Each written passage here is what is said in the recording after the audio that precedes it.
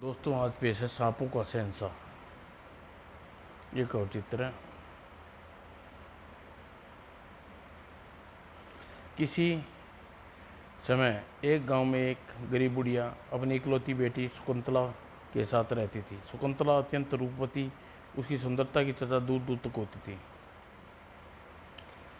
एक दिन शकुंतला कुछ सखियों के साथ नदी में नहाने गई थी। नहाते ही उसकी सुंदरता की प्रशंसा करने लगी। सच शकुंतला, तुम बहुत सुंदर हो। यदि तुम पर किसी बादशाह की नज़र पड़ जाए तो तुम्हें अपनी सारी दौलत देकर भी तुम्हें से शादी कर ले। अरे सखी, कोई बादशाह क्या, कोई हमारा प्यारी सखी किसी देवता की नज़र पड़ जाए तो वह भी अपना सब कुछ इस पर न्यौछावर कर दे। काश, आह काश मैं भी सक्कू जैसी सुंदर होती। सच, हम सब सुंदरता में सब हम सब तो सुंदरता में शकुंतला ही पैरों की धूल भी नहीं है। कितनी सुंदर है हमारी सखी। अरे भाई, मुझे पूछो तो कभी कभी मुझे शकुंतला की सुंदरता से ईर्ष्या होने लगती है। और अपनी सखियों की बात सुनकर शकुंतला उदास हो उठी। सखियों, तुम सब क्यों मुझसे रोज़ रोज़ इस तरह मजाक करती रहती हो? और तुम लोग नहीं जानती, गांव के सबसे गरीब घर की लड़की हूँ। बादशाह तो क्या, कोई नौकर भी मेरी निगाह उठाकर देखना पसंद नहीं करेगा, फिर देवताओं की तो बात दूर है। शकुंतला की बात कहना था, अचानक नदी में उफान आ गया। सभी लड़कियां बुरी तरह घबरा उठी। उफ उफ, नदी में उफान। उफ, उफान कैसे आ गया? जरूर कोई भयानक घटना घटने वाली है। अगर अगर तुम सब अपनी भलाई चाहती हो तो भागो। तभी चारों ओर एक प्रकाश प्रभावशाली आवाज गूंजी। तुम्हारा सोचना गलत है सुंदरी, तुम निश्चिंत अति सुंदरी रूपवान हो। इस आवाज़ का सुनना सभी लड़कियों की बुरी तरह से घबरा उठी और किनारे की तरफ पहुंचकर अपने अपने कपड़े पहनकर दौड़ने पड़ी। आह, सभी सखियां मुझे अकेला छोड़कर चली गई। अब मेरा क्या होगा, पता नहीं। ये आवाज़ किसकी थी? और तभी फिर भी जैसे ही शकुंतला किनारे पर पहुंची, कपड़े की ओर बढ़ने लगी। हुई माना, घबराओ नहीं प्रिय, यदि तुम मेरी बात मानी तो तुम्हें नुकसान नहीं पहुंचाऊंगा। तुम कौन हो और मुझसे क्या चाहती हो?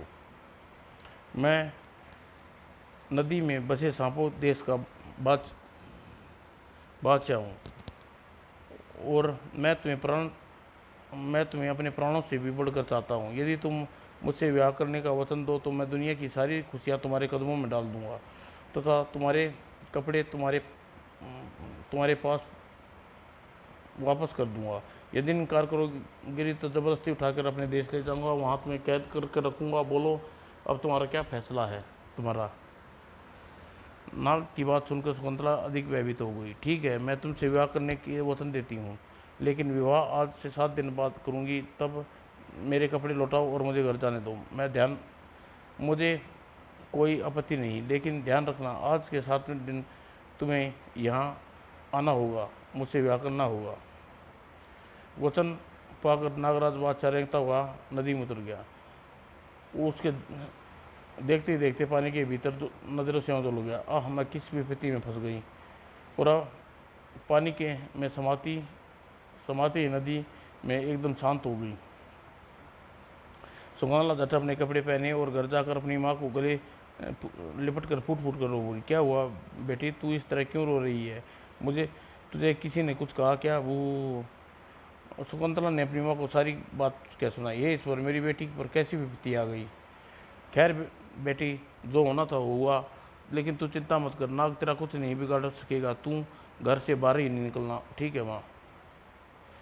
और उस दिन दोनों माँ बेटी घर में ही रहने लगी। यदि किसी काम से उन्हें जाना ही पड़ता, शकुंतला की माँ ही जाती। और एक एक करके पूरे 6 दिन बीत गए। माँ, आज क्यों मेरा दिल घबरा रहा है? घबराओ मत बेटी, आज कुछ नहीं हुआ।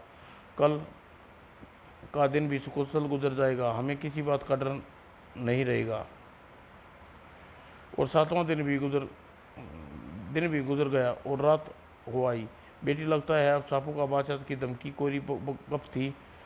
आज तू आराम से खा पी कर सो जा, मैं दरवाज़ा बंद करके आती हूँ। लेकिन मान जैसे दरवाज़ा बंद करने गई, हे भगवान बेटी गजब हो गया, तू जल्दी ही कहीं छिप जा। क्या हुआ माँ, इतनी घबराई हुई क्यों है? माँ ने जो कुछ बाहर देखा हुआ सब कुछ बता दिया। धीरे धीरे जल्दी जल्दी बेटी को बताती हुई बोली, तू इन तू जल्दी से इन कपड़ों के रेर के नीचे छिप जा, सांप वरना वे सांप तुझे ज़रूर मार डालेंगे। शकुंतला भयभीत होकर कपड़ों के ढेर के नीचे छिप गई। तभी सांप के नागों की फौज झोपड़ी के भीतर आ पहुंची।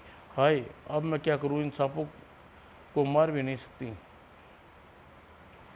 सभी सांप बुढ़िया पर बुरी तरह लिपट गए। बचाओ बचाओ बचाओ, कोई बचाओ, बताओ बताओ हमारी होने वाली रानी कहाँ है? अपनी माँ को खतरे में देख शकुंतला ने रानी गया और वह कपड़ों के ढेर गट्ठर से बाहर निकल आई। भगवान के लिए मेरी माँ को छोड़ दो, तुम जो कहोगी मैं करने के लिए तैयार हूँ। तो ठीक है, आप चुपचाप घर से बाहर निकलो, हमारे साथ चलो, लेकिन ध्यान रखे ये कोई चालाकी करने की कोशिश न करो। तुम अपनी माँ को घर बार से हाथ धो बैठोगी। शकुंतला चुपचाप द्वार की ओर बढ़ गई।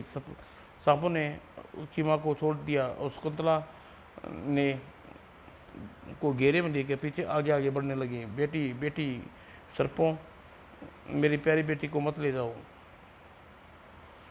लेकिन सर्प बुढ़िया की रोने धोने की कोई ध्यान न दिया और शकुंतला को लेकर नदी किनारे की ओर चलने पड़े। हाय मेरी बेटी को, अब कोई मेरी बेटी को बचाओ। बुढ़िया की चीख पुकार सुनकर कुछ लोग मदद के लिए दौड़कर आगे आए, लेकिन असंख्य सांपों को देखकर उनमें किसी में भी हिम्मत नहीं हुई। सांपों के बंधन से शकुंतला को छुड़ाने की नहीं हुई। उन सांपों से टकरा लेना हम बस की बात नहीं है। ठीक कहते हो भाई। शकुंतला को उसके हाल पर छोड़ ही देना ठीक रहेगा। बेचारी शांति चाची, पता नहीं अब क्या हुआ उसका। और धीरे धीरे लोग अपने घरों में चले गए। बुढ़िया रोती रोती रह गई। हाय मेरी बेटी, मेरे कर्म फोड़ डाले उस मनुष्य सांपों की बादशाह ने। और उस नदी के किनारे पहुंचकर सांप पहुंचे। तभी सांपों ने एक दूसरे से लिपट कर अन्न फन एक नाव बना डाली, पानी में उतरने लगी। हम तुम हमारे ऊपर सवार हो जाओ हमारी भावी रानी। और शकुंतला चुपचाप विचित्र नाव में सवार हो गई और नौका तैरती हुई मझधार की ओर चली। पता नहीं वचन भंग करने की एवज में सांपों के बादशाह मुझे क्या सजा देंगे। ओह, इस समय मेरी माँ घर पर क्या बीत रही होगी। और जैसे जैसे बीच में नदी में पहुंची, सिर्फ पानी में डुबकी लगा दी। अरे तुम लोग कहाँ जा रही हो, मैं मर जाऊंगी, चिंता मत करो तो भावी रानी, तुम्हें कुछ नहीं हुआ। और सर्प शकुंतला को लेकर नदी में गहराई में उतरते चले गए। कितना सुंदर महल है, शायद यह सोने का बना है। उस सोने के महल के भीतर पहुंचकर सांपों ने शकुंतला को अपने शरीर से उतार दिया। घबराओ नहीं हमारी प्यारी भावी रानी, यहाँ आपको किसी किस्म की कोई परेशानी नहीं होगी। कृपया आप हमारे पीछे चलिए, आप अपने राजा के पास। लेकिन तुम मुझे इस समय कहाँ ले जाना चाहते हो? अपने राजा के पास। और फिर कुछ ही कुछ तरफ शकुंतला को लेकर महल में एक तरफ चल पड़े, बाकी वहीं रुक गई। आश्चर्य जनक, ऐसी शानदार महल की कल्पना भी मैंने नहीं, सपने में भी नहीं की थी। कितना भव्य महल है। क्या मैं इस सर्प देश की महारानी बनने जा रही हूँ? लेकिन स्त्री का विवाह बोला सर्प से ऐसा कैसे हो सकता है? और कुछ ही देर बाद, प्रिय शकुंतला, तुम आ गई। देखो कब से तुम्हारे आने की प्रतीक्षा कर रहा था। नागराज की जय हो। ओह, नागराज तो एक सुंदर पुरुष है। मैं मूर्ख न जाने क्या क्या सोच रही थी। और तभी साथ आए सर्पों ने मनुष्य का रूप धारण कर लिया। आओ प्रिय, हमारे सिंहासन पर बैठो। क्षमा करें नागराज, मैं आपको सांप के रूप में भयभीत होकर अपना वचन नहीं पूरा करना चाहती थी, लेकिन आपको मेरा इंतज़ार करना पड़ा, इसलिए मैं आपके संघर्ष विवाह करने के लिए तैयार हूँ। ओह, तुम कितनी भाग्यवान, हम कितने भाग्यवान खुशनसीब हैं। ठहरो, अभी सैनिकों को विवाह की तैयारी करने का आदेश देते हैं, आज ही विवाह करेंगे। और उसी और उसी रात दोनों ने विवाह बड़ी धूमधाम से हुआ। पूरा नागलोक में रीति रिवाज के अनुसार संपन्न हो गया। दोनों जीवन दोनों का जीवन सुखपूर्ण सु, दोनों का जीवन जैसे स्वर्ग के बारे आ गई। उनके दिन सुखपूर्ण बीतने लगे। और कुछ ही वर्ष बाद शकुंतला ने एक सुंदर से पुत्र को जन्म दिया। देवता, हमारे घर में को शंकर भगवान को भेजा है। आज के दिन हमारे लिए कितना शुभ चिंतक है। और फिर 3 साल बाद एक और सुंदर लड़की को जन्म दिया। हम धन्य हुए, लक्ष्मी देवी भी हमारे घर में कदम रख दिए। सच में शकुंतला, तुम्हारी झोली खुशियों से भर दी है, परंतु हमें किसी चीज़ की इच्छा नहीं है। दिन बीतते गए, बच्चे बड़े होने लगे। स्वामी, मैं अपने मायके जाना चाहती हूँ। बहुत वर्ष हो गए, मुझे अपनी माँ को देखना है। मुझे बहुत याद आती रहती है, न जाने वह किस अवस्था में होगी। नहीं नहीं, ऐसा नहीं हो सकता प्रिय, तुम्हें बगैर मैं एक पल भी जिंदा नहीं रह सकते। तुम्हारे जाने की हमारी ज़िंदगी वीरान हो जाएगी। लेकिन शकुंतला ने काफ़ी जोर दिया। ठीक है प्रिय, तुम नहीं मानती तो तुम नदी किनारे छोड़ आएंगे, लेकिन तुम्हें वादा करना होगा, रात होने से पहले वापस आ जाओगी। मैं भी आपके बिना एक पल भी नहीं रह सकती स्वामी, इसलिए मैं वादा करती हूँ कि रात होने से पहले नदी पर लौट आऊँगी। कृपा मुझे जाने की इजाज़त, नदी किनारे छोड़ आइए। और कुछ ही समय पश्चात राजा ने काफ़ी धन दौलत देकर राजकुमारी को, शकुंतला को नदी किनारे छोड़ दिया। तुम्हें अपना वादा याद है न प्रिय? रात को तुम्हारे आने की प्रतीक्षा करेंगे। जैसे तुम मुझे पुकारोगी, मैं तुम्हें लेने आ जाऊंगा। ठीक है स्वामी। और शकुंतला अपनी माँ के घर के द्वार पर बैठी थी। अपनी माँ की जुदाई में आंसू बहा रही थी। हूँ माँ, ओ बेटी शकुंतला, मेरी बेटी, मेरी बच्ची। अगले ही पल, वाह, तू तो मुझे छोड़कर कहाँ चली गई थी बेटी? चुप हो जा माँ, तू चिंता बिल्कुल मत कर, तेरी बेटी बहुत खुशी सुखी है। अरे ये क्या, यह बच्चे देखो, तेरे नाती नातिन हैं। ओह, कितने सुंदर है मेरे नाती नातिन। पुछ पुछ, वाह मेरी बेटी, भीतर चल, आराम से बैठ कर बातें कर। तुम देखना, मेरे लिए आंखें तरस गई थी। हाँ बेटी, अब बताओ तुम कहाँ से आ रही हो? मैं नदी के तलवे से आ रही हूँ, मेरे पति वहाँ के बादशाह है। पानी के नीचे तुम्हारी ज़िंदगी बीत बीत रही है। सच बताना बेटी, मुझे ज़्यादा सुखी कोई नहीं होगा माँ। मुझे तुम तुम्हारी याद सता रही थी और तुम बच्चों को दिखाना चाहती थी, इसलिए चली आई। लेकिन मुझे माफ़ करना मेरी प्यारी माँ, तुम्हारे साथ ज़्यादा समय नहीं ठहर पाऊँगी। मुझे आज ही वापस लौटना है। क्या कहा? तुम आज रात जाओगी? तुम ऐसा नहीं हो सकता, तुम्हारे हरगिज़ नहीं जाने दूंगी। मुझे जाना होगा माँ, तुम्हें वचन देकर आई हूँ। सच माँ मुझे बहुत प्यार करती है और तुम उसका बहुत आदर संस्कार करती हूँ। केवल धरती पर सांप का रूप धारण करना पड़ता है। वह अपने देश में बहुत सुंदर नौजवान हैं, उसके रूप में रहते हैं, उनके बिना एक पल भी नहीं रह सकती। नहीं नहीं, इसे मैं कभी वापस नहीं जाने दूंगी, किसी कीमत पर नहीं जाने दूंगी, अपनी बेटी को बिछड़ने नहीं दूंगी। लेकिन प्रकट में वह उदास स्वर में बोली, अपनी माँ को दुनिया में अकेली छोड़कर तुम सचमुच वापस लौटना चाहती हो बेटी? अपनी माँ पर ज़रा भी प्यार नहीं? माँ, प्यार ना होता तो मैं तुमसे मिलने क्यों आती? मेरी माँ, अच्छी माँ। तुम सोचो ना, मैं क्या करूं? मैं मजबूर हूं, मैंने अपने पति को वचन दे के आई हूं। शायद हमारे भाग्य में ऐसा ही लिखा है। अच्छा बेटी, यह तुम बता कि नदी के तल में देश में देश का रास्ता जाते समय कैसे ढूंढेगी? मुझे सर्प देश में जाने की कोई असुविधा नहीं होगी माँ। जब नदी किनारे पहुँचूंगी तो मेरे पति पुकारूंगी, वह मुझे लेने बाहर आ जाएंगे। सुनकर उसकी माँ आश्चर्य अचानक विचित्र चमक उभरी। ठीक है, अब मैं समझी गई, अब क्या करना होगा। लेकिन प्रकट में वह रोती हुई बोली, बू मेरी लड़की, मेरी बेटी, तुझे कितने वर्षों बाद देखा है। तू खुशी से फूली न समाई थी, लेकिन तेरे आज जाने की बात सुनकर मेरा दिल बिंधा जा रहा है।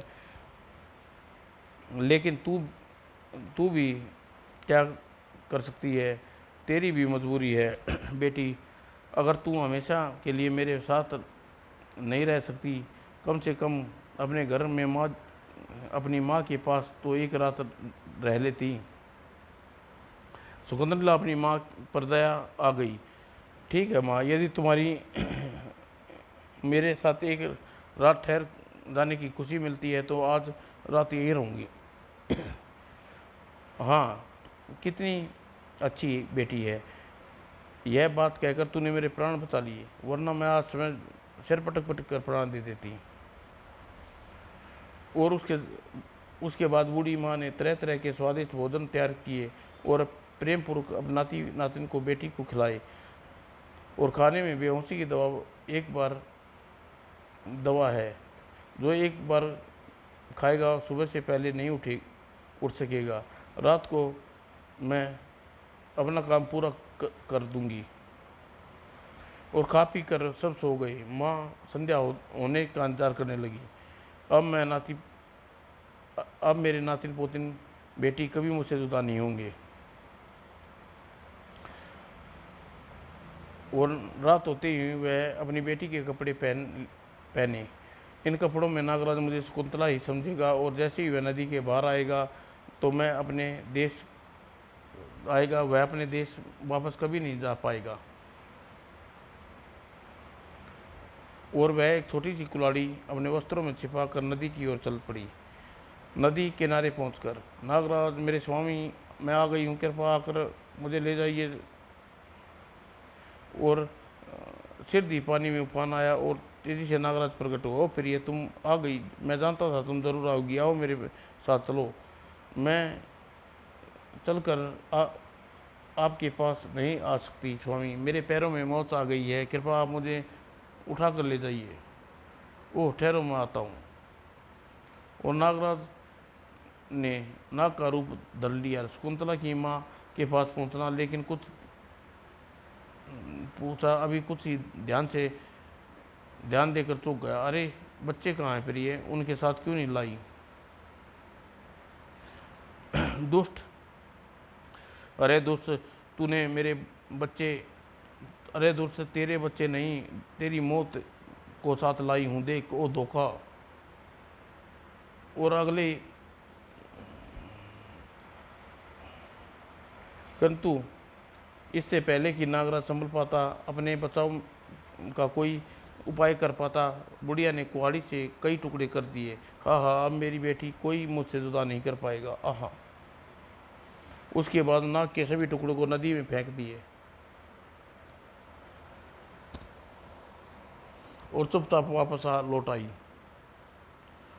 उसी और दूसरी रात, अच्छा माँ, तुम्हारे कहे अनुसार मैं एक रात तुम्हारे पास रह ली। अब मुझसे आशीर्वाद देकर विदा करो, मेरे पति मेरी राह देख रहे होंगे।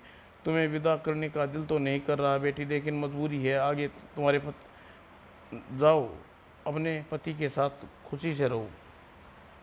अपनी माँ से विदा लेकर शकुंतला अपने बच्चों के साथ खुशी खुशी नदी की ओर चल दी। मुझे उसके पीछे पीछे चलकर देखना चाहिए, उसका पति आने पर वह क्या करती है। कहीं ऐसा न हो कि कोई गलत कदम उठा बैठे। और माँ उसके पीछे पीछे चल पड़ी। शकुंतला नदी के किनारे पहुंची, अपने पति को आवाज़ दी, मेरे स्वामी, मेरे नाथ नागराज, तुम्हारी पत्नी आ गई है, कृपया आइए और हमें ले जाइए। लेकिन काफ़ी आवाज़ें देने के बाद भी नागराज प्रकट नहीं हुए। शकुंतला फुट फुट कर रो पड़ी। आहा, लगता है मुझसे रूठ गए हैं और वह मुझे नहीं लेने आएंगे। माँ, मेरा सारा संसार लुट गया। हू हू हाय हाय, अब क्या होगा रे, हू हू। शकुंतला कई दिनों तक लगातार अपने पति की आवाज़ें लगाती रही, लेकिन उस जब वह नहीं आया तो रोती रोती अपने बच्चों से बोली, मेरे बच्चों, तुम्हारे पिता मेरे वचन भंग करने से मुझसे न रूठ गए हैं। शायद वह अब हमें कभी भी लेने ना आया था। हमारा जीवन अब जीना बेकार है। बेटी लक्ष्मी, तुम मुर्गा भी बनकर मुर्गा भी बन जाओ और शरद ऋतु में जाकर पानी के ऊपर उड़ती रहना और तैरती रहना, अपने पिता को पुकारती रहना।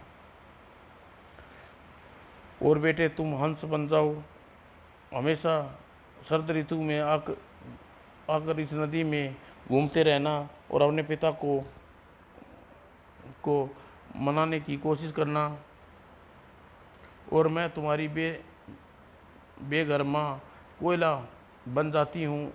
ओह, इस जगह से दूसरी जगह भटकती रहूँगी, पति की याद में तड़पती रहूँगी। शायद शरद ऋतु में यहाँ आकर तुम लोग के साथ तुम्हारे पिता को दर्द भरी आवाज़ में पुकारती रहूँगी।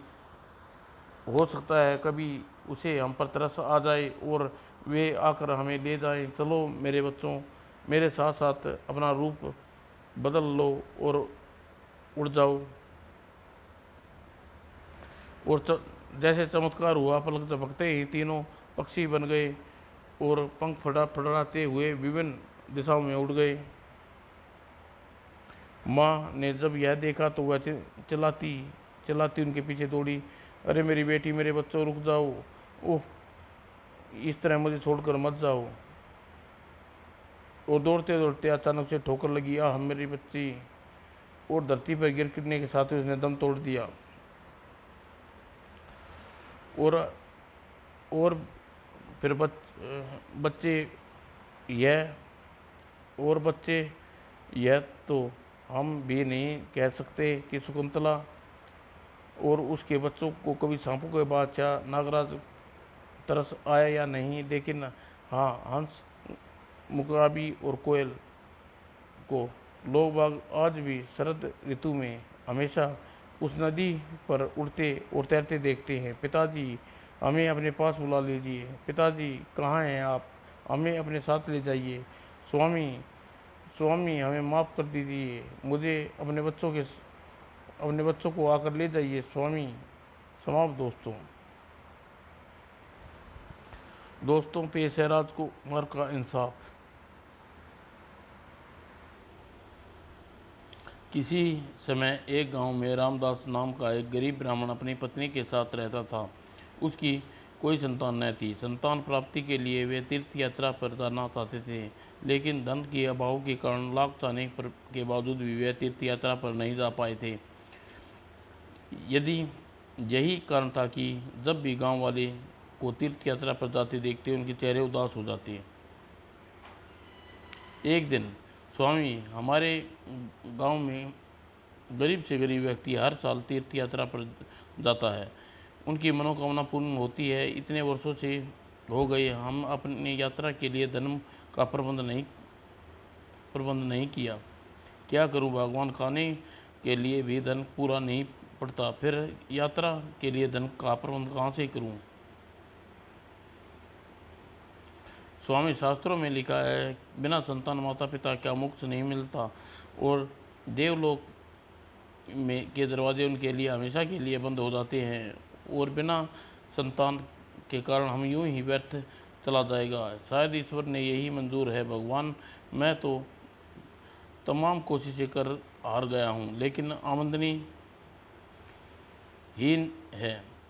इतनी ही आमदनी है, हमारी हालत देखकर कोई हमें कर्ज भी देने को तैयार नहीं होता है। मेरे दिमाग में एक उपाय आया स्वामी। ओह, तो जल्दी बताओ क्या उपाय है। क्यों ना हम आज ऐसा करें कि प्रतिदिन आप जो कमा कर लाएं उनमें से रोज़ रोज़ थोड़ा थोड़ा बचा कर जोड़ते जाएं। उससे साल भर में इतना पैसा जमा हो जाएगा कि आसानी से तीर्थ यात्रा जा सकेंगे। कहती तो तुम ठीक हो, लेकिन प्रश्न यह उठता है, जितनी आमदनी मुझे रोज़ होती है उसमें हम दोनों को 2 वक्त की रोटी ही मुश्किल से मिल पाती है। फिर बचा क्या आज से हम एक वक्त खाना खाया करेंगे? बोलिए क्या तैयार हैं आप? मुझे मुझे अपनी यह मुझे अपनी नहीं तुम्हारी चिंता है भगवान। यदि तुम ऐसा त्याग कर सकती हो तो भला मैं त्याग क्यों नहीं हो सकता। और उस दिन ब्राह्मण रोज रोज जो कमा कर लाता उसकी पत्नी उसमें से कुछ न कुछ बचा कर गुल्लक में जमा करती लगी। और एक माह बाद ब्राह्मण की पत्नी ने गुल्लक तोड़कर पैसे निकाले, उनमें से पूरे 10 रुपये निकले। सुनिए जी, इनमें एक माह में 10 रुपये की बचत हो गई। आप इन रुपयों को गांव के किसी साहूकार के पास जमा कर आइए। कहीं ऐसा न हो कि रुपये कोई चोर डाकू ले जाए और हमारे सब धरे के धरे रह जाएं, पानी फिर जाए। तुम ठीक कहती है, लाओ मैं जाकर इस रकम को किसी साहूकार के पास जमा कराता हूँ। और पत्नी ने रुपये लेकर ब्राह्मण रामदास एक गांव के एक धनी साहूकार के पास पहुंचा। आइए आइए पंडित जी, कहिए आज कैसे आना हुआ? सेठ जी, मैं तीर्थ यात्रा पर जाने के लिए कुछ रुपये एकत्रित कर रहा हूँ। इस माह हमने 10 रुपये की बचत की। मैं चाहता हूँ यह आप अपने पास जमा कर ले और साल भर में जितनी रकम आपके पास जमा कराऊंगा मुझे तीर्थ यात्रा के जाते समय दे देना। साहूकार ने झट रामदास से रुपये ले लिए। अरे पंडित जी, ये आपने बहुत दूर की सोची। हमारे रहते हुए आपको किसी किस्म की कोई चिंता करने की जरूरत नहीं है। आप निश्चिंत होकर घर जाइए और हर माह मेरे पास रुपये जमा करती जाइए। आपके तीर्थ यात्रा पर जाना हो मुझसे रुपये ले लेना। आपकी बहुत बहुत धन्यवाद सेठ जी। अच्छा मैं चलता हूँ। गरीब रामदास अपनी पत्नी को साल भर तक व्यक्ति इस वक्त की रोटी खाकर साहूकार के पास हर माह 10 रुपये जमा करते रहे। साल बीतने पर एक दिन ब्राह्मण की पत्नी ने अपने पति से बोला, सुनिए जी, गांव के कुछ लोग हर साल की तरह इस साल भी तीर्थ पर जा रहे हैं, क्यों ना हम भी उनके साथ चलें। तो साहूकार के पास हमारा पैसा इकट्ठा हो गया होगा। हाँ भगवान, 10 रुपये प्रति माह के हिसाब से पूरे 120 रुपये सेठ के पास जमा हो चुके हैं और इतनी रकम हम दोनों के खर्च के लिए बहुत है। तो आप देर न कीजिए, इसी समय सेठ के पास जाकर रुपया ले आइए और कल ही गांव वालों के साथ तीर्थ पर रवाना हो जाना चाहिए। ठीक है, मैं अभी जाता हूँ। भला सेठ जी के पास जमा रुपया इसी समय देने में क्या आपत्ति होगी। रामलाल खुशी खुशी साहूकार के घर गया, जिसे के पास हर माह रुपया जमा करता आया था। सेठ जी, कल हम गांव के कुछ लोगों के साथ तीर्थ यात्रा पर जा रहे हैं, उनके साथ जाने की इच्छा है। अतः आप जो रकम आपके पास हर माह जमा कराई है कृपया मुझे इसी समय दे दें। कहाँ? क्या कहा तुमने? मेरे पास रकम जमा कराई है? सेठ जी, मैंने प्रति माह 10 रुपये के हिसाब से आपके पास एक साल में 120 रुपये जमा कराए हैं। क्या बक रहे हो तुम? एक गरीब पंडित मेरे पास हर माह 10 रुपये के हिसाब से जमा कराओगे? भागो यहाँ से, वरना नौकरों से कहकर तुम्हें बाहर फेंकवा दूंगा। और सेठ की बात सुनकर गरीबदास के चेहरे की हवाइयाँ उड़ गई। आप क्या कह रहे हैं सेठ जी? आप मुझे पहचानने से भूल तो नहीं कर रहे? आपको गांव के गरीब ब्राह्मण रामदास? अरे दुष्ट पंडित, तूने बहुत अच्छी तरह पहचानता हूँ। तुझ पर तरस खाकर आज तक मैंने यहाँ पूजा पाठ का काम देता रहा और तुम मुझे बातों में फंसा कर ठगने आ गया।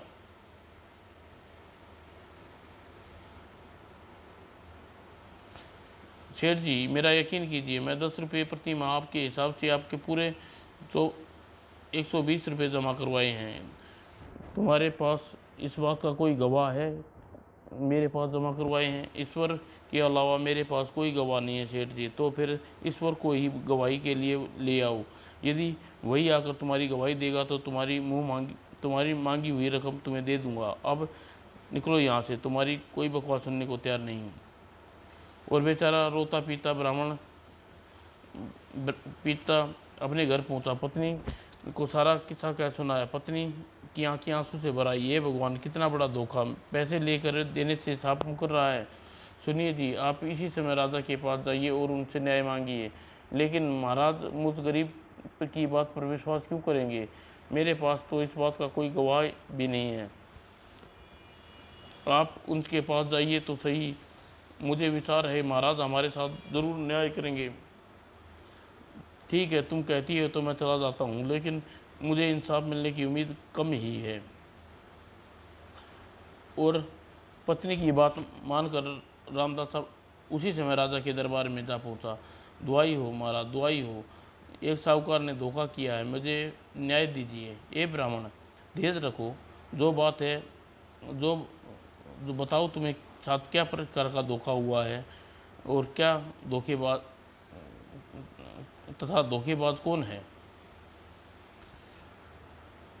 जब रामदास ने रोते रोते राजा को सारा किस्सा सुनाया, सुनकर राजा की त्योरियों में बल पड़ गए। तुरंत सैनिकों को बुलाकर आदेश दिया, सैनिकों, जाओ रामपुर के साहूकार सुमेर चंद को तुरंत पकड़कर हमारे सामने पेश करो। जो आज्ञा महाराज।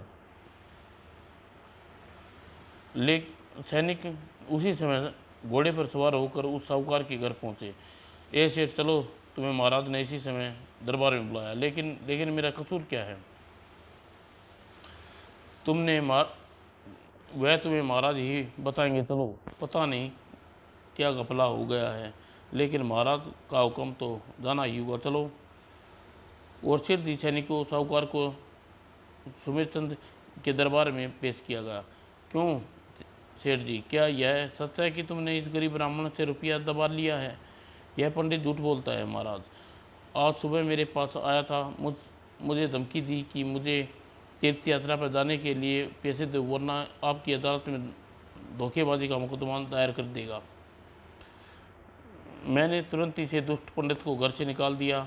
आप स्वयं ही सोचिए, अंधता जिसको 2 वक्त की रोटी भी मुश्किल से न मिलती हो, वह 10 रुपये प्रति माह कैसे किसी के पास जमा करा सकता है? महाराज, यदि इसने वास्तव में यह रुपया जमा करवाया तो इससे पूछिए कि इसकी बात का गवाह अर्थात लिखा पढ़ी कोई कागज इसके पास है? क्यों ब्राह्मण देवता, क्या कोई ऐसा प्रमाण है जो तुम्हारे पास यह प्रमाणित कर सके कि तुम पास वास्तव में 1 साल के रुपये जमा करवाई हों? नहीं महाराज, लेकिन मेरी बात पर यकीन कीजिए, मैंने जो कुछ कहा वह सच कहा है। लालची सेठ बिना किसी प्रमाण के होने का कारण मेरा रुपया हजम करना जाना चाहता है। वो राजा उलझन में पड़ गया, किसकी बात माने किसकी न माने, किसकी बात झूठ है। दोनों वो जिस प्रकार अपनी अपनी बातें जोर देदार शब्दों में प्रस्तुत किया, उससे तो दोनों ही अपने अपने जगह पर सत्य लग रहे थे। कुछ देर तक सोचने के विचारने के पश्चात राजा ने कहा, ठीक है, मैं तुम दोनों की बातें अच्छी तरह सुन ली है, लेकिन तुम दोनों में सच्चा कौन है कौन झूठा, इसका फैसला आज से 7 दिन बाद करूँगा। अब आप दोनों घर जा सकते हैं। जो आज्ञा महाराज। और ब्राह्मण और सेठ अपने अपने घर चले गए। लेकिन उस रात राजा को नींद नहीं आई। वह रात भर चहलकदमी करता रहा। राजा एक 10-12 साल का बेटा भी था, जो आज तक अपने पिता को इतना बेचैन नहीं और चिंतित नहीं देखा था। पिताजी, क्या बात है, इतनी रात गई, आप अभी तक सोए नहीं? क्या आज दरबार में कोई खास बात हुई है? तुम सो जाओ बेटे, पता नहीं क्यों मुझे अभी भी नींद नहीं आ रही। बात को टाल दिया। इस तरह चिंतित एक एक करके 6 दिन गुजर गए, लेकिन राजा ब्राह्मण और सेठ के फैसले नहीं कर पाया। कोई उचित उपाय समझ में नहीं आया। 7वीं रात आई। राजकुमार ने अपने पिताजी से चिंतित अवस्था में चहलकदमी करते देखा तो उससे रहा ना गया। पिताजी, आज आप मुझे टाल नहीं सकते। आपकी मेरी सौगंध, सच सच बताइए कि बात क्या है? क्या बात है? हो सकता है मैं आपकी परेशानी को सुलझा सकूं। बेटा, तुम अभी बच्चे हो, बालक हो, वो अभी उसकी परेशानी खुद नहीं सुलझा सकता, भला तुम कैसे सुलझा पाओगे? लेकिन तुमने मुझे अपनी सौगंध दी है, इसलिए तुम्हें बताता हूँ, सुनो। फिर राजा ने अपनी चिंता के विषय में सब कुछ बता दिया। सेठ और ब्राह्मण का सारा किस्सा सुनने के बाद राजकुमार मुस्कराया हो बोला, पिताजी, इतनी सी बात के लिए आप इतने चिंतित हो? आप निश्चित होकर सो जाइए। कल इनके बीच झूठ का झूठ, सच का सच फैसला करूंगा। वह कैसे? यह तुम्हारे दिमाग में कोई उपाय है? हाँ पिताजी, लेकिन वह बात मैं अभी आपको नहीं बताऊंगा। जब आप आराम से सो जाइए। और आप उसके बाद दोनों सो गए। अगले दिन निश्चित समय पर दरबार लगा और दरबार में सेठ और ब्राह्मण आ गए। लेकिन जब सब ने पहली बार दरबार का संचालन राजा की बजाय 10 साल 12 साल का राजकुमार करते देखा तो सबके आश्चर्य हो उठे। सुनिए ब्राह्मण देवता और सेठ जी, मैंने पिताजी से मुख से आप दोनों का पूरा किस्सा अच्छी तरह सुन लिया है और समझ लिया है, और महाराज ने आदेश के मुताबिक आप दोनों पर मुकदमे के फैसला करूंगा।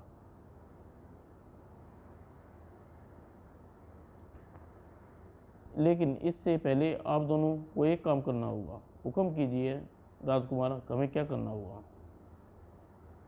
आप दोनों अपनी अपनी पत्नियों के साथ स्वर्ण मंदिर में पहुंचिए। वहां पहले भगवान के समक्ष कसम खाकर अपनी अपनी बातें को सच कहिए। उसके बाद मंदिर के बाहर रखे 2 घोड़े में से एक घोड़ा उठाकर दरबार में लाइए। जब तब मैं फैसला करूंगा कि आप दोनों में से कौन सच्चा और कौन झूठा है। लेकिन खबरदार घड़े का मुंह बंद लेकिन खबरदार मुंह बंद घड़े को आप दोनों में कोई खोल कर नहीं देखेगा। कोशिश नहीं मत करना, वरना इतने सख्त से सख्त सजा दी जाएगी। इस बात की निगरानी हमारे सैनिक और गुप्त रूप से कर रखेंगे। और राजकुमार की बात राजा समेत सभी दरबारी को बहुत आश्चर्य हुआ। लेकिन राजकुमार हिजाज के मुताबिक किसी ने कुछ नहीं बोला। सेठ और ब्राह्मण वहां से चले गए तो राजकुमार ने मुख्यमंत्री को बुलाकर उसके कान में कुछ फुसफुसाया और बोला, क्यों महामंत्री चाचा, क्या आप सारी बात अच्छी तरह समझ गए? हाँ बिल्कुल राजकुमार। तो फिर तुरंत जाइए और वह कार्य पूरा कीजिए। और महामंत्री तुरंत वहां से चला गया। इधर सेठ और ब्राह्मण अपनी अपनी पत्नी के साथ बारी बारी मंदिर में पहुंचे। भगवान के सामने मन ही मन कसम खाकर अपनी अपनी बात को सच कहा। मन ही मन कसम खाकर अपनी अपनी बात को सच कहा। भला भगवान के सामने सच बोलने का कौन सा भगवान राजा को सच बता देंगे। और उसके बाद मंदिर के बाहर निकलकर सेठ और सेठानी मिलकर द्वार पर रखा एक बड़ा सा घड़ा उठाया और एक मार्ग से होते राजमहल की ओर बढ़ गए। ब्राह्मण और उसकी पत्नी बाहर निकले और उन्होंने एक घड़े को उठाया और अन्य मार्ग से राजमहल की ओर बढ़ गए। एक तो स्वर्ण मंदिर में राजमहल का मार्ग बहुत बड़ खाबड़ था, लंबा था। दूसरा बड़ा ही भारी था। घड़ा बड़ा ही भारी था। अतः जल्दी ही सेठ और सेठानी पसीने चुलबुलाने लगे। लेकिन चूंकि राजकुमार ने बड़े घड़े को खोल कर न देखने के और बीच में आराम करने की सख्त मनाही थी, इसलिए दोनों हाँफते हुए लगातार महल की ओर बढ़ते रहे। यदि मुझे पहले मालूम होता थोड़े से पैसे के लिए मुझे इतनी तकलीफ उठानी पड़ेगी तो मैं तुम्हारे साथ कभी ना आती। अरे भगवान, मुझे क्या मालूम था कि राजा यह मामला अपने नादान बेटे को सौंप देंगे। मुझे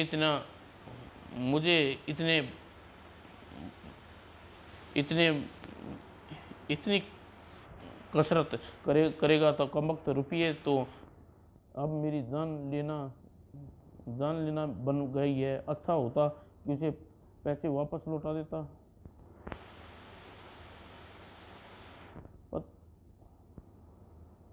उधर सेठ सेठानी की तरह गरीब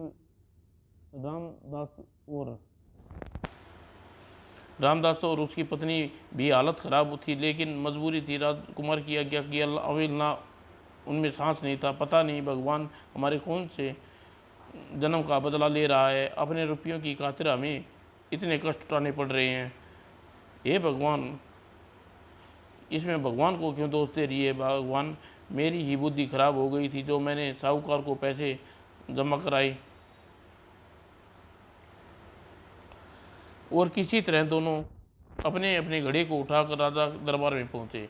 लीजिए महाराज, हम आप अपने अपने घड़े को हमारा फैसला कीजिए।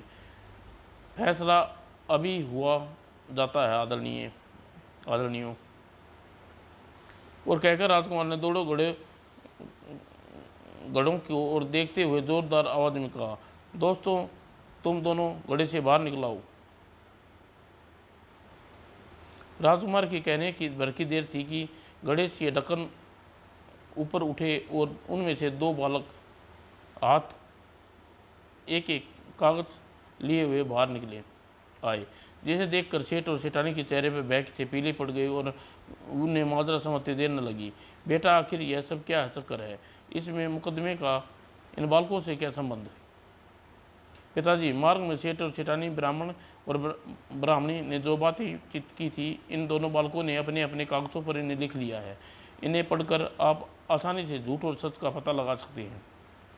राजकुमार की बात सुनकर राजा आंखों में प्रशंसा से चमक उठी। वे मन ही मन अपने बेटे के दिमाग की तारीफ करने लगे। फिर राजकुमार के कहने पर दोनों बालकों ने अपने अपने कागज को राजा को दे दिए। राजा ने जैसे ही कागज पढ़े, सच्चाई का अनुमान लगाते ही देर न लगी। अगले ही पल वह क्रोध से चीख उठे, सैनिकों, ये झूठे सेठ और सेठानी को 10 साल के लिए कारागार में बंद कर दो और साथ ही इनमें से 120 रुपये में ब्याज वसूल करके गरीबदास को दे दो। राजा का आदेश सुनकर जहाँ दरबारी आदि आचार्य चकित हो उठे, वहीं गरीब रामदास और उसकी पत्नी के चेहरे पर प्रशंसा से खिल उठी। और जब सेठानी और सैनिकों द्वारा वहाँ से ले जाने लगा तो जाने के बाद राजा को वहाँ मौजूद लोगों ने राजकुमार के दिमाग की सूझबूझ के बारे में बताया तो सभी राजकुमार की जय जयकार कर उठे। राजकुमार अमर रहे, राजकुमार की जय हो, राजकुमार जुग जुग जिए। और उसके बाद अपनी पत्नी के साथ पूर्णतः तीर्थ यात्रा पर निकल पड़ा। समाप्त दोस्तों।